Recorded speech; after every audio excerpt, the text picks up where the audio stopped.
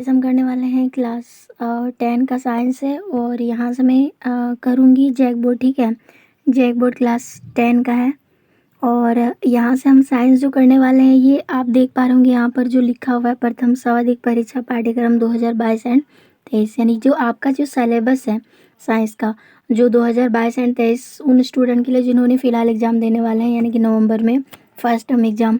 ठीक है, इसमें से फर्स्ट टर्म एग्जाम में से फिजिक्स का आपको 2 चैप्टर से पूछा जाएगा। एक तो है आपका चैप्टर नंबर 10 यानी कि प्रकाश और परावर्तन तथा अपवर्तन। यहाँ से आपका मैक्सिमम क्वेश्चंस बनता है, यानी कि 60% क्वेश्चन जो है यहीं से आपका पूछा जाएगा। ठीक है, टर्म 1 में सबसे ज़्यादा इन चैप्टर से पूछा जाता है। उसके बाद यहाँ पर है 11 अध्याय का है मानव नेत्र तथा रंग बिरंगे संसार। ठीक है, यहाँ से पूछा जाएगा। उसके बाद है रसायन। रसायन यानी फिजिक्स में आपका यही 2 चैप्टर जो है टर्म 1 में कवर हो जाएंगे। एंड आपका यहाँ पर रसायन यानी कि केमिस्ट्री पार्ट से आपको 3 चैप्टर का पूछा जाएगा, यानी पहला, दूसरा एंड तीसरा। पहला चैप्टर का नाम है रासायनिक अभिक्रिया समीकरण, दूसरा है अम्ल एवं क्षारक एवं लवण, ये है। तीसरा है धातु एवं अधातु। ये 3 चैप्टर आपके कवर होंगे टर्म 1 में और यहीं से आपके क्वेश्चन पूछे जाएंगे। ठीक है, तो अगर आपको इन सारे क्वेश्चंसों का सवाल पाना है, सवालों का क्वेश्चंस जितने भी है किस तरह से पूछा जाएगा आपके एग्जाम में, क्या आंसर रहेंगे और क्या पैटर्न रहेगा, सारी चीज़ों को जानकारी अगर आपको लेने हैं तो चैनल को सब्सक्राइब करना। उसके बाद आपको जीव विज्ञान से 3 चैप्टर का पूछा जाएगा। चैप्टर नंबर 6 यानी जीव पराक्रम और 8 यानी जीव जनन कैसे करते हैं एंड 16 नंबर चैप्टर प्राकृतिक संसाधनों का संपोषित प्रबंधन, यहाँ से आपका पूछा जाएगा। तो कुल मिला के आपको टर्म 1 में 8 चैप्टर को कवर करना है। ठीक है, और 8 चैप्टर का कवर आपको इसी वीडियो में मिलेगा। सारे क्वेश्चंस का आंसर आपको जितना भी जिस प्रकार का पैटर्न पूछा जाएगा सारा मिल जाएगा आपको। ठीक है, साइंस ही क्यों, आपको बाद बाकी का क्वेश्चंस भी आपको मिलेगा जो आपकी एग्जाम के दृष्टि से टर्म 1 में पूछा जाएगा। तो इसके लिए चैनल को सब्सक्राइब करना, लाइक करना एंड शेयर करना ना भूलिएगा। आज हम करेंगे साइंस में से हम इस चैप्टर को करने वाले हैं, यानी बायोलॉजी पार्ट का चैप्टर नंबर 6। ठीक है, यानी जीव पराक्रम हम इस चैप्टर को करने वाले हैं। सो चलिए हम टाइम को वेस्ट किए बिना हम चैप्टर की और आगे आते हैं। और अगर वीडियो आपके लिए अच्छा लगे या आपके लिए हेल्पफुल है तो चैनल को सब्सक्राइब करके दोस्तों को शेयर कर सकते हो। ठीक है, तो चलिए हम शुरुआत करते हैं। चलिए यहाँ पर जीव विज्ञान में से हमने चैप्टर नंबर 6 का ले लिया जो हमें पूछा गया है, टर्म 1 में पूछा जाने वाला जो सिलेबस के आधार पर हम कर रहे हैं। ठीक है, इसमें पहला क्वेश्चन है कि स्वपोषी पोषण के लिए आवश्यक है, क्या जरूरी है। स्वपोषी मतलब जो खुद के अपने से खाना बनाता है क्लोरोफिल को द्वारा, यानी प्रकाश संश्लेषण द्वारा जब क्लोरोफिल की सहायता से अपने खाना बनाता है तो उनके लिए क्या चीज़ें होना ज़रूरी है। ठीक है, एक तो कार्बन डाइऑक्साइड तथा जल, ये तो होता ही है। क्लोरोफिल भी होना चाहिए, सूर्य के प्रकाश भी होना चाहिए, तीनों चीज़ों को होना चाहिए, तब हम बोलेंगे स्वपोषी जो अपना भोजन खुद से बना सकता है। सो हमारा फाइनली आंसर जो होगा वो इनमें से सभी होगा। ठीक है, स्वपोषी के लिए जो पोषण की आवश्यकता होगी वो इन चीज़ों को लेकर चलेंगे तब उनके लिए खाना बन पाएगा, यानी पोषण बन पाएगा। सो हम कह सकते हैं इनमें से सभी, 4 नंबर ऑप्शन बिल्कुल करेक्ट हो जाएगा। नेक्स्ट क्वेश्चन आपसे इस तरह पूछा जाएगा कि विषमपोषी जीव अपने पोषण के लिए प्रत्यक्ष या परोक्ष रूप में आश्रित रहते हैं, यानी किस में रहते हैं, कवकों पर, सेवलों पर, हरे स्वपोषी पौधों पर या मिट्टी पर। तो यहाँ पर हो जाएगा विषमपोषी जीव जो होता है उनकी पोषण की जो तरीका है या हम कह सकते हैं प्रत्यक्ष या परोक्ष रूप से आश्रित होते हैं हरे स्वपोषी पौधों पर। ठीक है, विषमपोषी जैसे हम हुए। ठीक है, तो आप बोलोगे यहाँ पर ऐसे कैसे, जैसे हम विषम पोषी हुए या फिर कोई भी जानवर हुआ, अगर दुनिया में प्रकाश संश्लेषण नहीं होता, यानी सूर्य की प्रकाश नहीं होती तो वो पौधा अपना भोजन कैसे बनाता। फिर पौधा अगर अपना भोजन नहीं बनाता तो हम तक भोजन कैसे आती। तो हम तो ऐसे ज़रूरी नहीं है कि हमें ऐसे ही भोजन मिल जाता है बिना पौधे के, हम भी बिल्कुल जो है पौधों पर ही आश्रित होते हैं। और पौधों वो हरा पौधे जो है वो आश्रित होते हैं प्रकाश संश्लेषण, सूर्य के प्रकाश, कार्बन डाइऑक्साइड और जल, इस पर।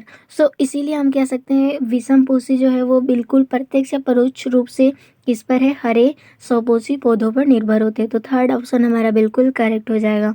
एंड यहाँ पर हमारा थर्ड नंबर क्वेश्चन है, निम्नलिखित में से किस जीव में स्वपोषी पोषण होता है? स्वपोषी पोषण, अमरबेल। अमरबेल किसी पौधे में टंगा हुआ रहता है और अपने तो खुद खाना नहीं बनाता, उस पौधे का हिस्सा ले लेता है, तो वो तो हो गया विषमपोषी के अंदर आएगा। कवक भी किसी रोटी में मान लिया गिला हुआ जमीन पर रोटी में या चमड़े में उड़ जाता है, तो ये दूसरों से पोषण ले लेता है। अमीबा भी, अमीबा अमीबा तो एक जीव अमीबा भी दूसरों से पोषण लेता है। लेकिन यहाँ पर बात करूँ आम, आम क्या है? आम का पत्ता है जो वो खुद स्वपोषी है, स्वपोषण है, खुद से खाना बनाता है। तो हमारा आंसर जो हो जाएगा वो बिल्कुल 4 नंबर आंसर हो जाएगा हमारा। ठीक है, आगे यहाँ पर 4 नंबर क्वेश्चन का यहाँ पर प्रकाश संश्लेषण क्रिया में ऑक्सीजन बाहर निकलती है। ठीक है, तो प्रकाश संश्लेषण की जो प्रक्रिया होती है इसमें ऑक्सीजन जो बाहर निकलती है वो कहाँ से निकलती है? तो सीधी सी बात हो गई, ये जल से ही निकलती है। तो ऑप्शन नंबर फर्स्ट हमारा करेक्ट हो जाएगा। नेक्स्ट है 5 नंबर क्वेश्चन में बोला प्रकाश संश्लेषण का अंतिम उत्पाद क्या है? तो प्रकाश संश्लेषण के प्रक्रिया होने के बाद जो खाना बनाता है वो ग्लूकोज में टूट जाता है। ठीक है, और तो आंसर हो जाएगा इसका ग्लूकोज। आखिरी उत्पाद के रूप में हमें ये मिलता है। आगे यहाँ पर 6 नंबर क्वेश्चन बोला है कि निम्न में कौन प्रकाश संश्लेषण का उत्पाद नहीं है? तो प्रकाश संश्लेषण के द्वारा जो उत्पाद नहीं बनता, वैसे अब उत्पाद बनता तो ग्लूकोज, यहाँ पर ऑक्सीजन भी है, ग्लूकोज भी है, दोनों है, बट यहाँ पर कार्बन डाइऑक्साइड जो है ये नहीं है। तो हमारा फर्स्ट ऑप्शन करेक्ट हो जाएगा 6 नंबर का। ठीक है, ओके है। नेक्स्ट क्वेश्चन 7 नंबर क्वेश्चन यहाँ पर बोला है हमें प्रकाश संश्लेषण में होने वाली ऑक्सीजन गैस किस यौगिक के टूटने के फलस्वरूप प्राप्त होता है? तो प्रकाश संश्लेषण में जो होती है वो प्रक्रिया, उसमें ऑक्सीजन जो गैस जो है वो किसी यौगिक से टूटता है, तो उस यौगिक का नाम क्या है? तो आंसर हो जाएगा सी, मतलब कार्बन डाइऑक्साइड, या फिर हम कह सकते हैं CO2, जिससे कार्बन अलग हो जाता है, ऑक्सीजन अलग हो जाता है। ओके, आगे यहाँ पर बात करते हैं कि प्रकाश संश्लेषण में निम्नलिखित में से किस पदार्थ की आवश्यकता नहीं होती? तो प्रकाश संश्लेषण के लिए क्या जरूरी नहीं है? जल भी जरूरी है, कार्बन डाइऑक्साइड जरूरी है, क्लोरोफिल जरूरी है, लेकिन इसमें कार्बोहाइड्रेट जरूरी नहीं है। तो थर्ड ऑप्शन हमारा बिल्कुल करेक्ट हो जाएगा। ठीक है, 9 नंबर क्वेश्चन से यहाँ पर बोला मनुष्य में किस प्रकार का पोषण होता है? तो मनुष्य में किस प्रकार का स्वपोषी पोषण? नहीं। मृतजीवी पोषण? ये भी नहीं। परजीवी पोषण? ये भी नहीं। लेकिन हाँ, प्राणी संभोजी पोषण जो है ये होता है। ठीक है, प्राणी संभोजी पोषण मनुष्य में, क्योंकि हम या तो अपने हिसाब से जैसे दूध पीते हैं, या फिर अंडा लेते हैं, या फिर किसी या फिर मांस भी खाते हैं, तो ये सब हमें कहाँ से मिलते हैं? प्राणी से ही मिलते हैं, छोटे छोटे। ठीक है, तो हम कह सकते हैं प्राणी संभोजी पोषण मनुष्य होते हैं। ठीक है, नेक्स्ट क्वेश्चन है रंध्रों का खुलना और बंद होना किस पर निर्भर करता है? तो रंध्र का खुलना या बंद होना ये प्रकाश संश्लेषण पर ही निर्भर करता है। ठीक है, तो 10 नंबर का सेकंड ऑप्शन करेक्ट हो जाएगा। आगे है मैग्नीशियम। मैग्नीशियम पाया जाता है, देखिए यहाँ पर मैग्नीशियम जो है ये क्लोरोफिल में पाया जाता है, लगभग 2.5% लगभग मान के चलते हैं, इतना पाया जाता है इसमें मैग्नीशियम की मात्रा। ठीक है, क्लोरोफिल में। आगे यहाँ पर बात करते हैं 12 नंबर क्वेश्चन में बोला एक पादप परजीवी, परजीवी तो परजीवी एक अमरबेल होता है। ठीक है, ये परजीवी है क्योंकि ये दूसरों पौधों पर आप दूसरों पौधों से अपना भोजन ले लेता है अमरबेल, तो इसीलिए ये परजीवी पोषण होगा। क्योंकि आपने क्लास 7 या 8 में पढ़े होंगे, 7 या 6 इसी में ही है। ठीक है, आगे यहाँ पर बात करते हैं 30 नंबर क्वेश्चन में बोला निम्न में से परजीवी पादप का उदाहरण है। देखिए परजीवी पादप का उदाहरण है यानी कि कसकोटा, ये इसका एग्जाम्पल हो जाएगा। नेक्स्ट क्वेश्चन कर नेक्स्ट यहाँ पर बोला निम्न में कौन परजीवी है? कौन सा परजीवी इसमें? जैसे यहाँ पर दिया राइबोजियम, प्लाज्मोडियम, आर्किडी या मच्छर, तो आंसर हो जाएगा प्लाज्मोडियम। ठीक है, प्लाज्मोडियम जो है ये एक परजीवी का एग्जाम्पल होगा, उदाहरण होंगे। आगे यहाँ पर बोला है कि अमीबा अपने किस अंग से भोजन ग्रहण करता है? अमीबा अपना कूटपाथ से करता है। जैसे अमीबा की आकृति कुछ इस प्रकार होते हैं, जब ये भोजन आसपास में आभास होता है तो अपने कूटपाथ को इस तरह से खोल लेता है और यहाँ से भोजन को जकड़ लेता है, फिर बंद करता है, फिर अंदर चला जाता है, तो अपने कूटपाथ से भोजन को ग्रहण कर लेता है। आगे यहाँ पर बोला है 16 नंबर क्वेश्चन, इसमें हमें बोला है कि अमीबा में किस प्रकार को पोषण होता है, मतलब किस प्रकार की पोषण होता है। तो आंसर यहाँ पर भी वही होगा कि जैसे हमारे मानव की, मनुष्य की बात हो रही थी, उसी तरह प्राणी संभोजी पोषण इनके द्वारा भी होता है। आगे यहाँ पर बात करते हैं अमीबा अपने किस अंग में भोजन का पहचान करता है? तो अमीबा जो है अपना भोजन जो भी खा लिया वो पचाता कहाँ है? तो खाद्य रिक्तिका पर। ठीक है, ये आंसर हो जाएगा 4। आगे क्वेश्चन से यहाँ पर बोला पाचन प्रक्रिया में आमाशय में कौन प्रोटीन का पहचान करता है? तो आमाशय में प्रोटीन का जो पहचान करता है वो है पेप्सिन। ठीक है, याद रखेंगे क्या है वो? पेप्सिन। नेक्स्ट क्वेश्चन है यहाँ पर 19 नंबर क्वेश्चन से बोला है निम्नलिखित में से किस जीव में प्राणी संभोजी पोषण होता है। तो यहाँ पर या तो मनुष्य दिया हुआ रहेगा या अमीबा। अगर मनुष्य नहीं तो अमीबा पे टिक मारेंगे। अगर अमीबा नहीं दिया हुआ है तो मनुष्य पे टिक मारेंगे। अगर अमीबा मनुष्य दोनों में दिया हुआ है तो दोनों को टिक नहीं मारना है। दोनों आपका ऑप्शन में दिया हुआ रहेगा, ठीक है, कि ए और बी दोनों ऐसे करके, तो आप उसी पे टिक मारोगे, ठीक है। नेक्स्ट क्वेश्चन है निम्न में कौन भोजन के माध्यम को क्षारीय करता है। तो आंसर हो जाएगा पीत।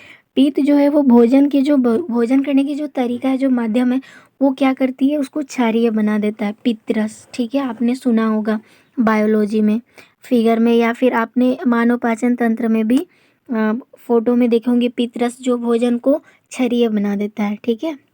आगे यहाँ पर बोला है वसा के पाचन के लिए कौन सा एंजाइम उत्तरदायी है। तो वसा को अगर हमें पचाना है तो कौन सा एंजाइम की जरूरत होती है, उत्तरदायी होती है। तो आंसर हो जाएगा लाइपेज, ठीक है। कौन सा एंजाइम, लाइपेज, ओके, याद रखेंगे। नेक्स्ट क्वेश्चन है मनुष्य के पाचन तंत्र में भोजन का अवशोषण कहाँ पर होता है। मनुष्य के जो पाचन तंत्र का फिगर होता है, इनमें से मनुष्य जो है अपना अवशोषण यानी भोजन का जो अवशोषण होता है, ये कहाँ पर होता है। तो आंसर हो जाएगा ये छोटी आंत पर होता है, ठीक है।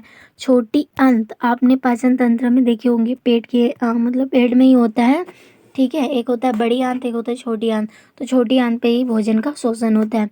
नेक्स्ट है भोजन के पचन के समय हमारे आमाशय में उत्पन्न होने वाला अम्ल। जब भोजन को पचाते हैं उस टाइम जो हमारे शरीर से यानी कि हमारे आमाशय में जो उत्पादित होता है अम्ल, उनका नाम क्या है, हाइड्रोक्लोरिक अम्ल, या जिसको हम लोग कहते हैं HCl। कभी कभी HCl बढ़ जाता है तो हमें डकार आने लगती है और खट्टे टाइप के होते हैं। तो यही HCl है जो हमारे आमाशय में उत्पन्न होती है और भोजन को अम्लीय बनाता है, ठीक है। नेक्स्ट क्वेश्चन है मनुष्य में मतलब वृक्क का एक तंत्र भाग है जो संबंधित है किससे। तो आंसर हो जाएगा ये उत्सर्जन से संबंधित होता है। नेक्स्ट है वृक्क की रचनात्मक और क्रियात्मक इकाई को क्या कहा जाता है। तो वृक्क की रचनात्मक और क्रियात्मक इकाई को नेफ्रॉन कहा जाता है, ठीक है, याद रखेंगे। नेक्स्ट क्वेश्चन है उत्सर्जन तंत्र की क्रियात्मक इकाई क्या है। तो ये हो जाएगा वृक्काणु, ठीक है। इस सब को याद करेंगे क्योंकि आपसे ये क्वेश्चन पूछा जाएगा एग्जाम में जरूर। आगे यहाँ पर वृक्क की क्रियाशीलता कम होने पर रक्त को शरीर से बाहर निकाल कर छाड़ने की प्रक्रिया क्या कहलाती है। तो आंसर हो जाएगा अपोहन, ठीक है, अपोहन कहलाती है। नेक्स्ट क्वेश्चन से यहाँ पर बोला ये कण रक्त का थक्का बनाने में सहायक है।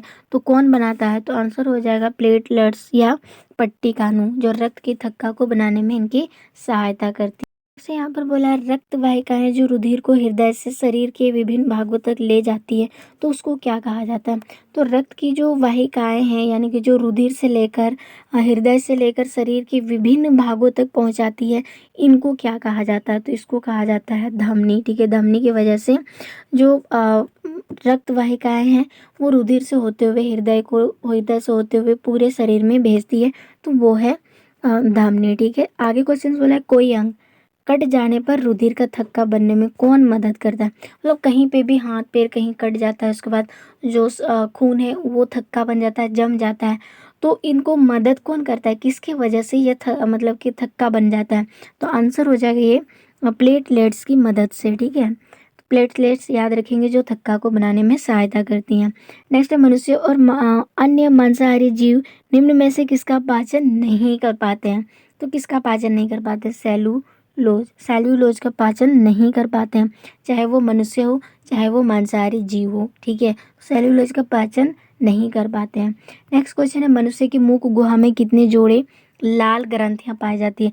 तो यहाँ पर मनुष्य की मुख गुहा में जो लाल ग्रंथियां होते हैं वो कितने पैर में होता है। तो वो 3 पैर यानी कि 3 जोड़े में पाए जाते हैं, ठीक है।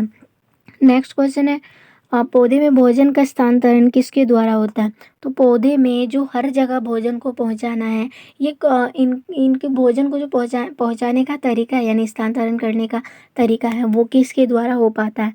तो आंसर हो जाएगा फ्लोएम। याद रखना ये जलायम फ्लोएम ये पूछा जाएगा, ये अगले बार भी पूछा था, हो सकता है इस बार भी आपसे पूछ लिया जाए, बहुत बार रिपीट हुआ ये क्वेश्चन, ठीक है। आगे यहाँ पर बोला आमाशय में कौन सा एंजाइम पाया जाता है।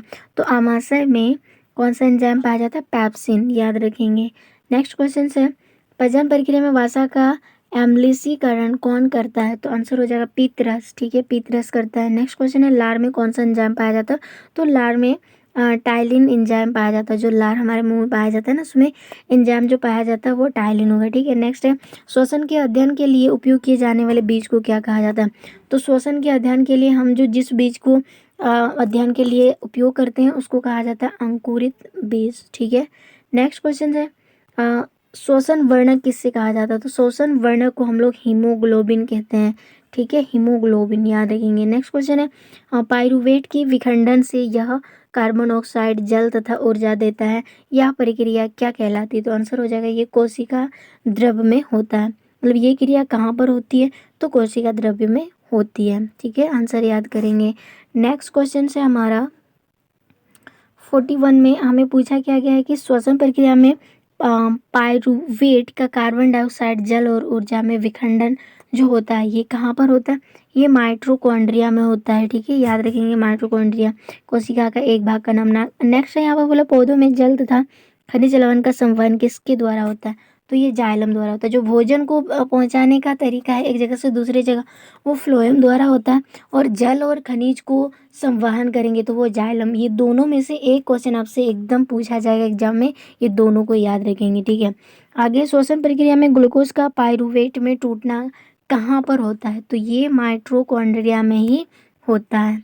नेक्स्ट क्वेश्चन से यहाँ पर हमें बोला है कि श्वसन के दौरान कौन सी गैस मुक्त होती है? जब हम लोग श्वसन सांस लेते हैं ना, तो उसमें से कौन सी गैस को हम लोग मतलब कौन सी गैस निकालती है? ठीक है, तो श्वसन के दौरान निकलने वाली गैस CO2 निकलती है। ठीक है, हम लोग ऑक्सीजन अंदर करते हैं, CO2 को बाहर करते हैं। ठीक है, तो हमारा ऑक्सीजन CO2 जो है वो अंदर जाएगी और CO2 बाहर जाएगी और ऑक्सीजन अंदर आएगी। तो CO2 हमारा आंसर हो जाएगा जो निकलती है। ठीक है, नेक्स्ट क्वेश्चन है मतलब जैसे यहाँ पर दिया अनोक्सी श्वसन के फलस्वरूप क्या बनता है? तो अनोक्सी श्वसन के फलस्वरूप जो बनता है वो होता है एथाइल अल्कोहल होता है। ठीक है, याद रखेंगे इथाइल अल्कोहल हो जाएगा इसका। नेक्स्ट यहाँ पर बोला पौधों में श्वसन क्रिया के अंतर्गत ADP के टूटने से कितने ऊर्जा मुक्त होती है? जब श्वसन क्रिया होता है इसके अंतर्गत जो ADP टूट जाता है तो उसमें ऊर्जा कितने मुक्त होते हैं?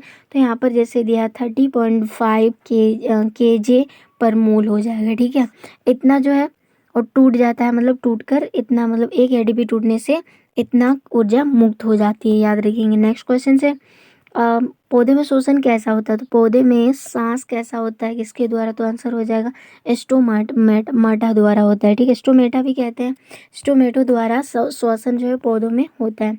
नेक्स्ट क्वेश्चन से इनमें से कहाँ गैसीय का आदान प्रदान यानी गैस का आदान प्रदान होता है?